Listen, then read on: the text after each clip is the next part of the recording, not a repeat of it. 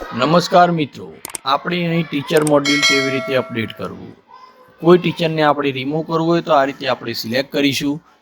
પછી આપણે અહીં ટોટલ ટીચર પર ક્લિક કરીશું એટલે આપણને અહીં બધા શિક્ષકોના નામ દેખાશે.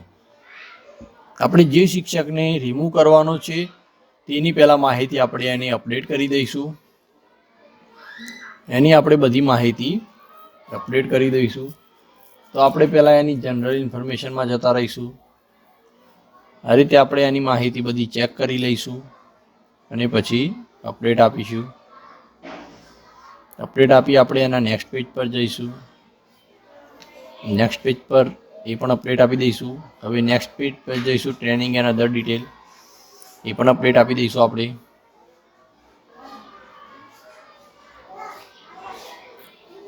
અહીં આપણને જોઈશું કે આપણે અહીં અપડેટ આપી દીધી છે આ માહિતી. હવે આપણે એ માહિતી અપડેટ થઈ ગઈ છે. તો હવે આપણે લેફ્ટ સ્કૂલ પર ક્લિક કરીશું. હવે આપણે અહીં ટીચરનો નેશનલ કોડ છે. આપણે અહીં શિક્ષક કયા કારણથી સ્કૂલ છોડીને ગયા છે, કોઈ રિટાયર થયું હોય તો રિટાયરમેન્ટ, ડેટ થયું હોય તો ડેટ, અને જે હોય અહીં રિમાર્કમાં આપણે લખી દઈશું કે રિટાયર થયા હોય તો રિટાયરમેન્ટ, અને જે થયું હોય તે એ આપણે અહીં લખી દઈશું કે રિટાયરમેન્ટ થયું છે એમનું, તો રિટાયરમેન્ટ લખી દીધું છે આપણે અહીં. ખાસ આપણે એક વસ્તુનું ધ્યાન રાખવાનું કે છેલ્લા દિવસે આપણી શાળામાં જે તારીખ સુધી હોય તે તારીખ ખાસ આપણે અહીં નોટ કરવાની છે. તો એ તારીખ આપણે આપણા હાજરી પત્રક પરથી, શિક્ષકોના હાજરી પત્રક પરથી જોઈ લઈશું અને પછી એ નોટ કરી અને આપણે અહીં લેફ્ટ સ્કૂલ પર ક્લિક કરી દઈશું. તો આપણે જેવું લેફ્ટ સ્કૂલ પર ક્લિક કરીશું એટલે આપણે એ શિક્ષક આપણી સ્કૂલમાંથી લેફ્ટ થઈ જશે. આવું આપણને એક વખત પૂછશે કે ડ્રોપ બોક્સમાં, તો આપણે એને ક્લિક કરીશું એટલે એ શિક્ષક આપણી સ્કૂલમાંથી લેફ્ટ થઈ જશે. આપણે એની લિસ્ટમાં જોઈ શકીશું કે નથી દેખાતું.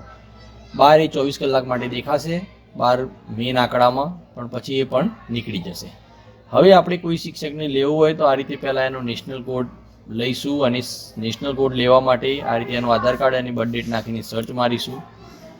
કોઈ શિક્ષકને આપણી સ્કૂલમાં લાવવો હોય તો પછી એને આપણે આ રીતે સર્ચ મારી આપણે એ શિક્ષકનો નેશનલ કોડ અહીં આપણે લખીશું. જે આપણે શિક્ષકનો નેશનલ કોડ હોય એ નેશનલ કોડ આપણે એનો અહીં લખીશું. એ નેશનલ કોડ પરથી આપણને ખબર પડશે. હવે આપણે એ શિક્ષકનો ટીચર કોડ અહીં નાખી દઈશું. એ શિક્ષકનો આપણે ટીચર કોડ નાખીશું. પછી આપણે અહીં એ શિક્ષકની બર્થ ડેટ નાખીશું. ત્યાં ટીચર કોડ મતલબ કે નેશનલ કોડ નાખવાનો છે આપણે, એ જે આપણે આગળ મેળવ્યું તે, અથવા ના ખબર હોય આપણને તો ગેટ નેશનલ કોડ કરીને પણ આપણે મેળવી શકીએ છીએ.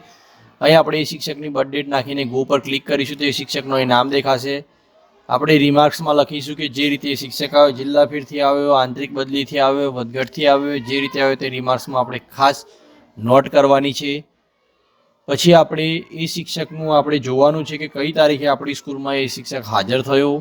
તો date of joining in present school, આપણી સ્કૂલમાં કઈ તારીખે જોઈનિંગ થયું એ શિક્ષકનું એ ખાસ આપણે જોઈનિંગ ડેટ લખવાની છે. તો એ ડેટ આપણે અહીં એ શિક્ષકની આપણે લખી દઈશું.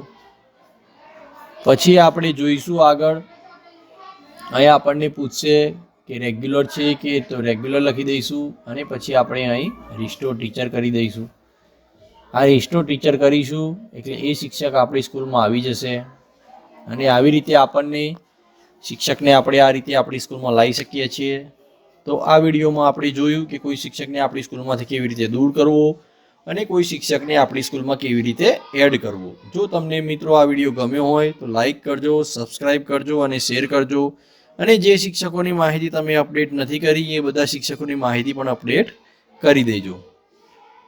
આભાર મિત્રો.